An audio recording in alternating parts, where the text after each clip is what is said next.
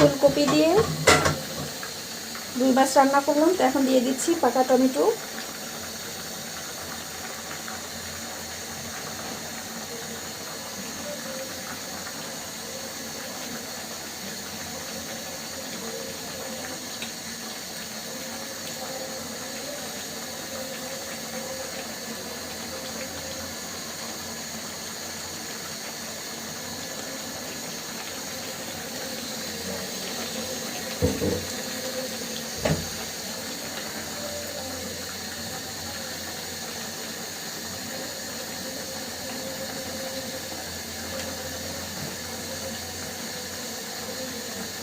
তো বন্ধুরা অবশ্যই কিন্তু ভিডিওতে একটা লাইক কমেন্ট শেয়ার করতে ভুলবে না। যারা নতুন অবশ্যই কিন্তু পেজটা ফলো করে রাখবে।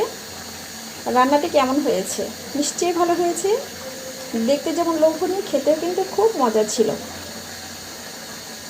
আর শীতের সিজনে কিন্তু শীতের সবজি দিয়ে যে কোনো তরকারি রান্না করে খেতে বেশ মজা লাগে। তো আজকে এই পর্যন্ত বন্ধুরা, তোমরা সবাই ভালো থেকো,